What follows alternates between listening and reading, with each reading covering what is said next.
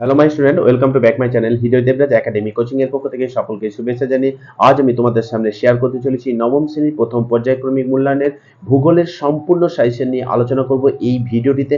অবশ্যই ভিডিওটি প্রথম থেকে শেষ পর্যন্ত দেখবে, কেউ স্কিপ না করে, এবং ভালো লাগলে অবশ্যই ভিডিওটিকে লাইক কমেন্ট করে যাবে। আর যদি কেউ নতুন হয়ে থাকো তাহলে চ্যানেলটিকে সাবস্ক্রাইব করে রাখবে, তাহলে আমি তোমাদের জন্য যে নিত্য নতুন সাজেশন ভিডিওগুলি আপলোড করব খুব সহজেই তোমরা পেয়ে যাবে। তো চলো কথা না বলে শুরু করা যাক আজকে আমাদের সেই নবম শ্রেণীর মূল বিষয় সাজেশন পর্বে। ওকে, দেখো, প্রথম পর্যায়ক্রমিক মূল্যায়ন নবম শ্রেণী ভূগোল সাজেশন 2025। তো প্রথম অধ্যায় দেখো, গ্রহরূপে পৃথিবী। তো এখান থেকে 1 মার্কের জন্য তোমাদের যেগুলো প্র্যাকটিস করতে হবে সেটা হচ্ছে 1 দাগের এমসিকিউ তোমরা, এবং 2 দাগের শুদ্ধ অশুদ্ধ, 3 দাগে যেটা আছে শূন্যস্থান পূরণ, এবং 4 দাগে তোমাদের থাকবে একটি বা দুটি শব্দের উত্তর দাও এবং বাম ডান দিক মিল করো, এটা তোমাদের 5 দাগে থাকবে। তো এই যে আমি 5টা দাগের প্রশ্ন তোমাদেরকে বললাম, এগুলো 1 মার্কের আসবে।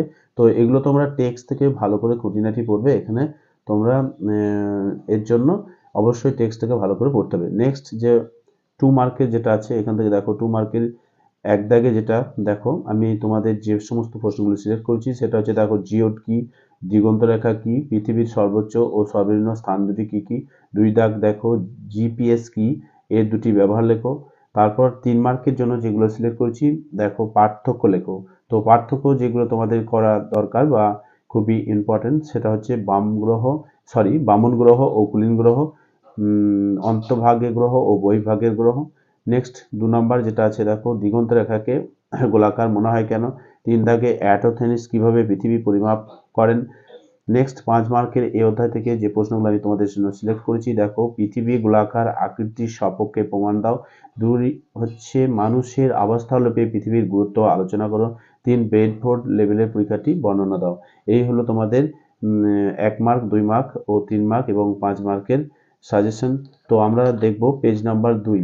তো পেজ নাম্বার 2 থেকে আমাদের দেখো যে অধ্যায়টি আছে সেটা হচ্ছে পৃথিবীর গতিসম। তো এখান থেকে আমাদের যে সমস্ত প্রশ্নগুলো করতে হবে ঠিক একইভাবেই 1 দাগের এমসিকিউ এবং 2 দাগের শুদ্ধ অশুদ্ধ শূন্যস্থান, একটি দুটি শব্দ উত্তর দাও, এগুলোর জন্য তোমাদের কিন্তু খুব ভালোভাবে টেক্সটটাকে খুঁটিয়ে পড়তে হবে, এবং তোমাদের বইয়ের যে চ্যাপ্টার শেষে অনুশীলনী যে প্রশ্নগুলো থাকে সেগুলো তোমরা অবশ্যই ভালো করে দেখে যাবে।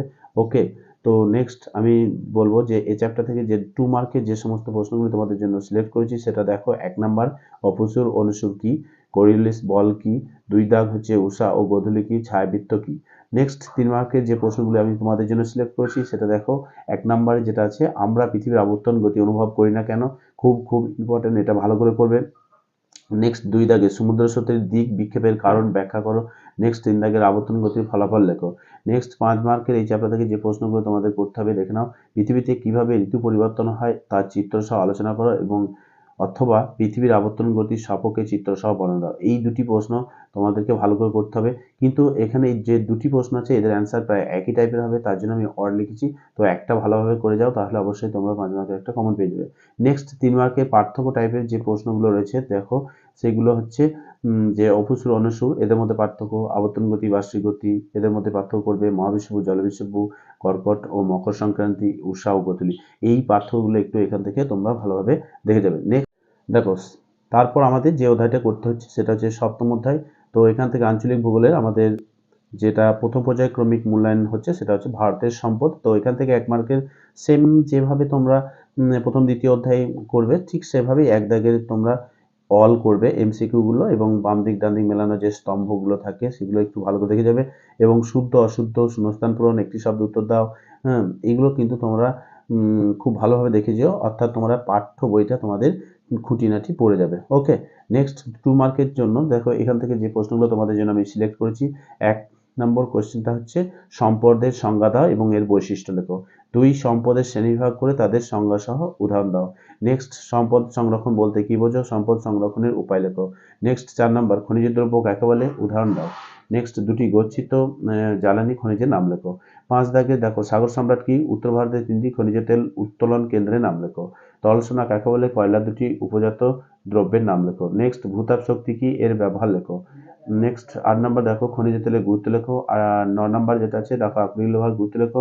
10 হচ্ছে কিভাবে জলবিদ্যুৎ শক্তি উৎপাদন করা হয়। নেক্সট 3 মার্কের যে প্রশ্নগুলো তোমাদের জন্য সিলেক্ট করেছি সেটা পার্থক্য টাইপের। দেখো এক হচ্ছে পুনর্ভব ও অপুনর্ভব সম্পদ, প্রচলিত ও অপ্রচলিত শক্তি, গন্ডোয়ানা ও টারসিয়ারি যুগের কয়লা, সম্পদ ও নিরপেক্ষ বস্তুর মধ্যে পার্থক্য। নেক্সট 2 নম্বর যেটা আছে দেখো প্রচলিত ও অপ্রচলিত শক্তি ব্যবহারের দুটি করে সুবিধা ও অসুবিধা তোমরা অবশ্যই করে যাবে। 3 দাগে যেটা আছে দেখো গচ্ছিত সম্পদ সংরক্ষণের প্রয়োজনীয়তা লেখো। এই প্রশ্নগুলো তোমরা একটু ভালো করে দেখে যাবে। নেক্সট 5 মার্কের যে প্রশ্ন আমি তোমাদের জন্য মাত্র 3টি সিলেক্ট করেছি, একটু দেখে নাও। জলবিদ্যুৎ উৎপাদনের অনুকূল পরিবেশ সম্পর্কে আলোচনা করো।